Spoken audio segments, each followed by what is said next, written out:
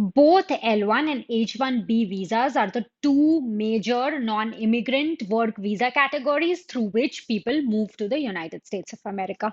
In this video, we are going to discuss what each of these visa categories are and what are the major differences between the two, because they can seem very similar and they are, but there are certain differences that make these two visa categories very, very different, and we are going to cover that in this video. So follow along.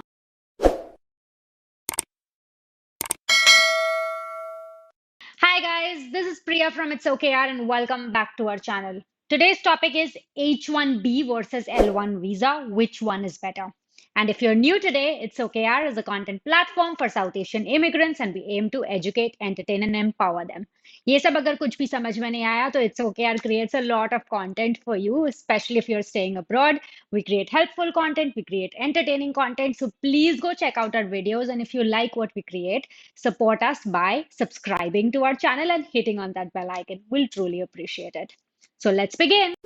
So, what is an L1 visa? An L1 visa is a non immigrant intra company transfer visa that multinational companies use to transfer their employees from different country to their United States branch on a temporary basis. Now, L1 visa has two categories, L1A and L1B. So, an L1A visa allows qualified employees to be transferred to the United States of America in a managerial or an executive capacity. L1B visa, however, is a specialized skill visa. So, you must be working on a special domain or have special knowledge or a proprietary product to get transferred. The L1A visa is for 7 years and the L1B visa is for 5 years. So, what is an H1B visa? An H1B visa is a non immigrant visa that helps foreign professionals to transfer to the US.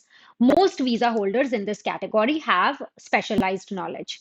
Now, let's understand three main things about the H1B visa. The number one thing is that the employer has to showcase that there is lack of local talent for that particular role, which is why they need to transfer someone and bring them over on an H1B visa.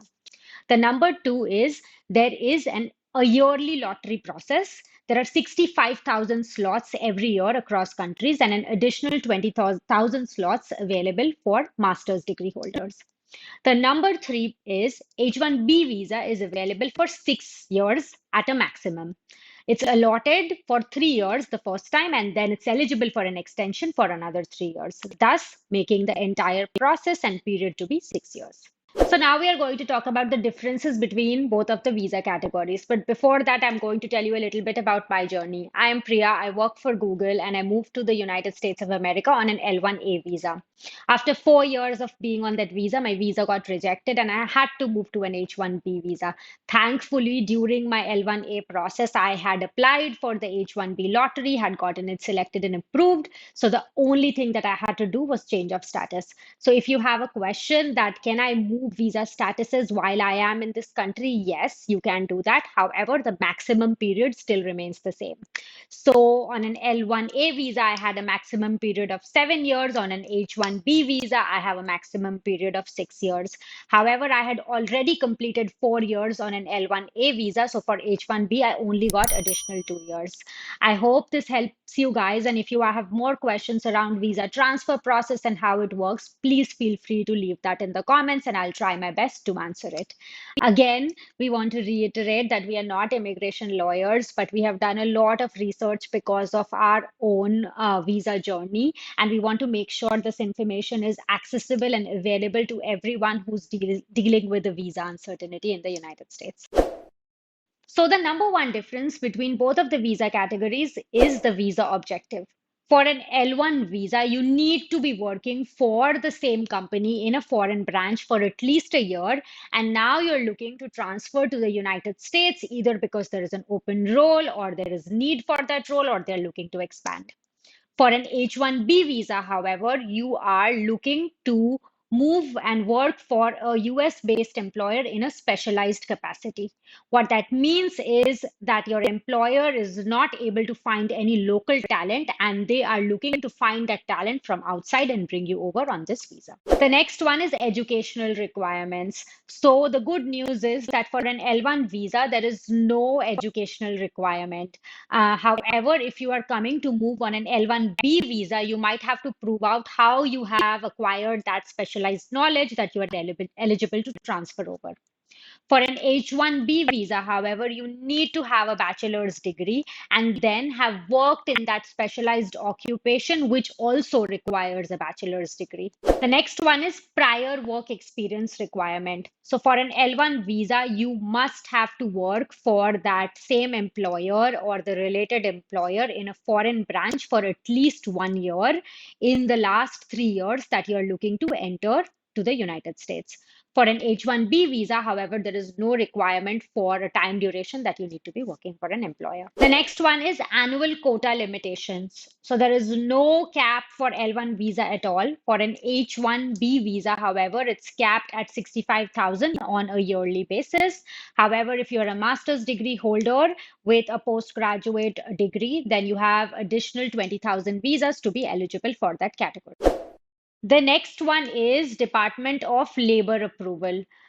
So for L1 visa, there is no requirement for a Department of Labor approval. However, for H1B visa, you have to submit an LCA, which is Labor Condition Applicant, that has to be approved by the United States Labor Department, proving out that the local talent was not available in the country. Once that's proved out, only then you're eligible for an H1B visa. In simple words, L1 does not require an LCA approval and H1B must require an LCA approval. The next difference is prevailing wage and payroll. For an L1 visa, there is no wage requirement that exists. However, if you are getting paid really low, then it is definitely going to get flagged. For an H1B visa, there is a mandate of how much the person should be paying depending upon other people who are working in a similar role with a similar experience. This is in place to ensure that companies are not hiring cheap labor, which is what the mindset is when someone comes on H1B visa. So there is definitely a wage requirement that exists for H1B visa that companies have to fulfill. From a payroll perspective, an L1 employer can be on the payroll of the US branch or as well as on the foreign branch. It doesn't matter. But for an H1B visa, the employer has to be on the payroll of the US based employer. The next one is maximum duration of stay. For an L1 visa holder, if you are on L1A, the maximum duration that you can stay is 7 years. If you are on L1B visa, the maximum duration you can stay is 5 years and there is no possibility of extension.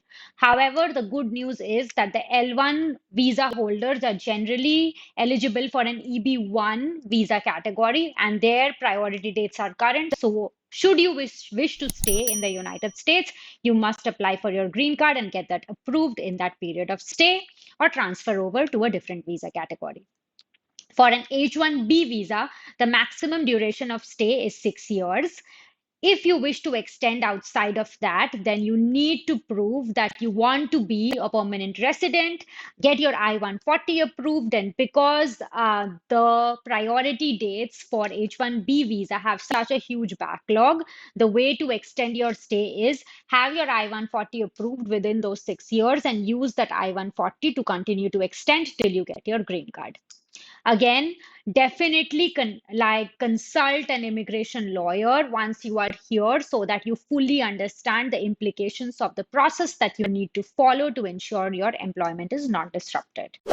The next one is changing employers. An L1 visa holder cannot change employers because it is an intra-company visa transfer visa. What that means is you either need to stay with the same company or the maximum you can transfer over is to a subsidiary or another branch of the same parent company. However, that would still require you to go through another L1 approval process. For an H1B visa holder, you have the visa portability. What that means is you're able to maintain maintain your H1B visa status and find a new employer if you wish without letting your current employer know that you're looking for a new job.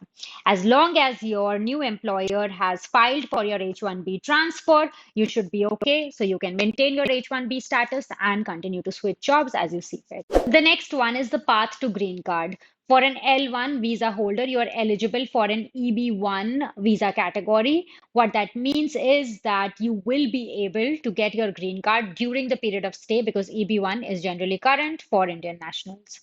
For an H1B visa holders and as an Indian national, the backlogs are massive and crazy. So the only way for you to get your green card is to have a longer waiting period. But you can continue to stay in this country after your 6 years are exhausted as long as you have an I-140 and you can prove out that you are wanting to maintain a permanent residency in this country.